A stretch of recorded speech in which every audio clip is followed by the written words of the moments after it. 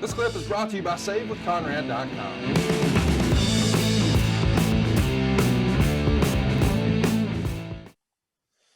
Main event.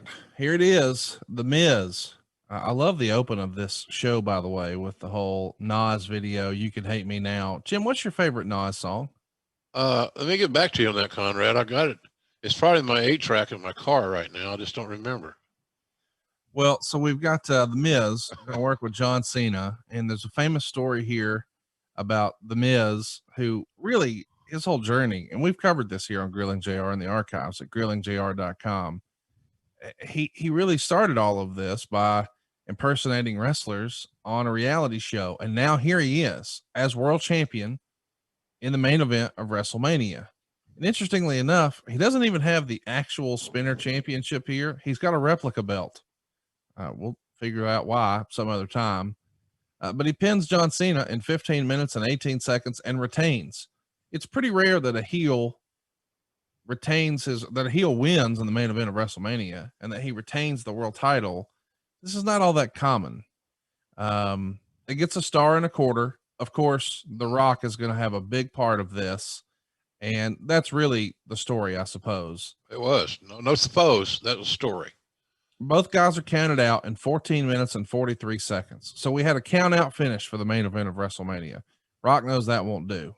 So he comes out, and before he could say anything, the anonymous Raw general manager dings. This was a forgettable era. That led to The Rock throwing the computer on the ground, and Rock says, "This is WrestleMania. Nobody wants a double count out." So he orders it restarted, no DQ, no count out, no time limit. As they both get in the ring, Cena sets up Miz for the attitude adjustment, but Rock hits the rock bottom on Cena, and Miz pins him in 35 seconds. And the crowd doesn't really react. They're all confused. They want to love The Rock, but that was sort of a heelish thing to do. They're happy Cena lost, I suppose. They're happy Rock got back at Cena, but it was such a heel move, they didn't really cheer it either. So Miz is celebrating in the ring. Rock starts punching him around, gives him a spine buster and people's elbow to end the show. But it's sort of a head scratcher finish. What'd you think? Well, it was a different finish, and you had to give it a little bit of thought. And on that night, fans didn't realize that the next year's WrestleMania had already been booked. Right. The main event part of it. So that kind of was a disconnect for them because they didn't know where we were headed eventually for that event. And so, yeah, it was a different train of thought. It was a different presentation. In general, I'm not against that.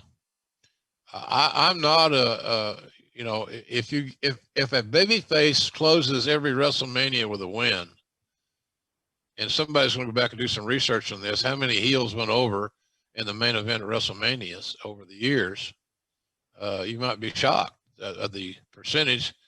It's like I want to say unanimous because it can't be unanimous. We just talked about one, but all this was a setup for the next year's WrestleMania in Miami, Rock's backyard, and Cena was getting booed like crazy, like he just stole lunch money from your children, which I never did figure out. And the thing that's always been funny to me, Conrad, was that Cena never turned heel. Right. And there's where that's where my brain fart starts. Why didn't we do that? Why was that not done? And I've heard John didn't want to be a heel. I don't really believe that one. I just think that Vince felt like, he was such a pristine babyface.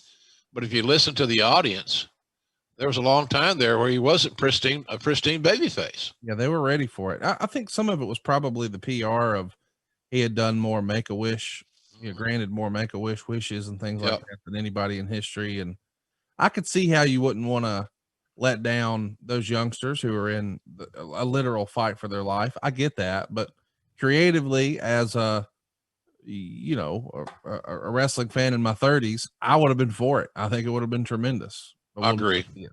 Yeah, I agree with that. I think it was timely. The audience more often than not would tell you what they want to buy. They'll tell you what aisle to go down with your shopping cart and throw things in your cart to take home. And you just listen to the reactions. And I was always amazed that Cena got booed so much. Cena getting booed so much is a lot like Roman Reigns getting booed whenever he was just, you know, getting rolling, and you wonder, wait, now there's a reason to boo Roman Reigns, because thanks to Paul Heyman, he's become a significant anti-hero. He's a heel, and he's a damn good one. But the Cena thing was, I never quite understood why we didn't pull the trigger on that deal. But nonetheless, the what happened at the end was to create buzz, controversy, because it was going to be very hard to follow up with more Rock and Cena. I mean, they kind of, Rock had all of his projects ongoing. That whole, his appearance kind of dissipated. He couldn't be there every week. Wasn't going to be there every week. So, but it just planted that one seed that was going to take about a year to grow. And at the end of the day, it worked out real well. But you can see, as you said earlier in those numbers you quoted, golly, this thing was a massive financial success, this show. And so with that said, how do you deem it as it's an okay WrestleMania? Well, creatively, it was a mixed bag. The readers of the Wrestling Observer gave it 35.2% thumbs up, 33.1% thumbs down, and 31.7% thumbs in the middle. What say you, Jim? Which third are you on? Thumbs up, thumbs down, thumbs in the middle? No, I liked it.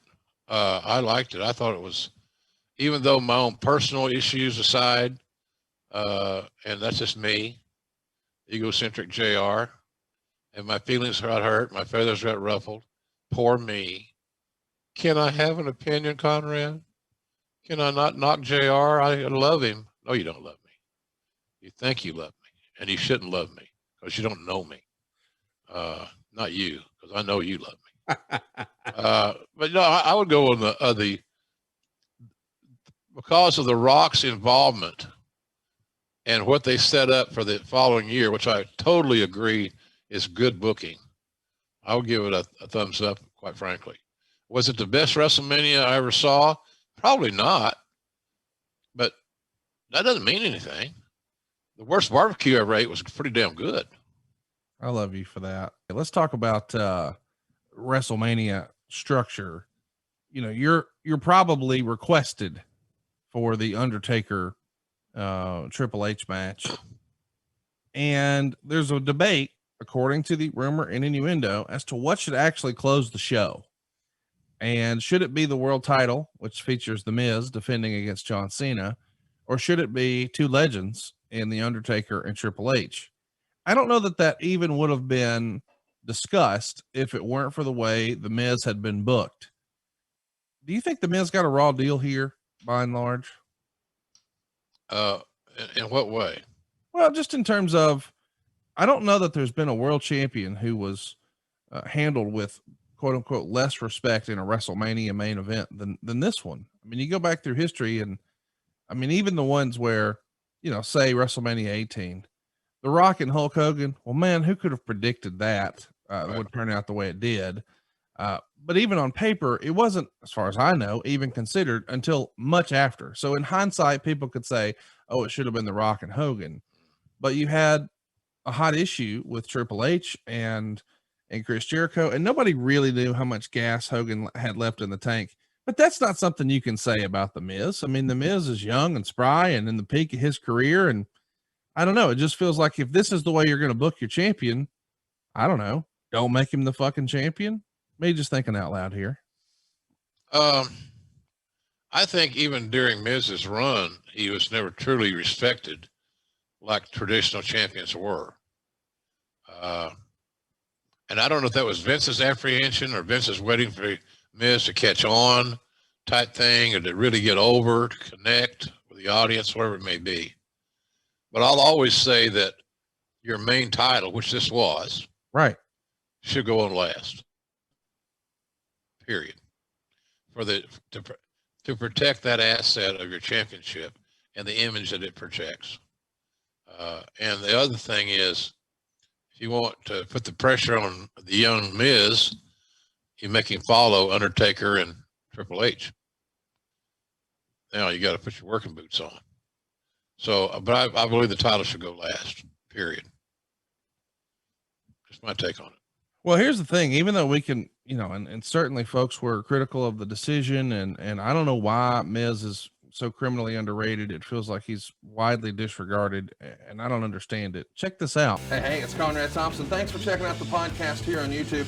Be sure to hit the subscribe button and the notifications bell so you get a notice anytime we upload some new content. And go save yourself some money right now. If you're in a 30-year loan or you have credit card debt, it's not a matter of if I can save you money. It's a matter of how much. Find out right now for free at SaveWithConrad.com.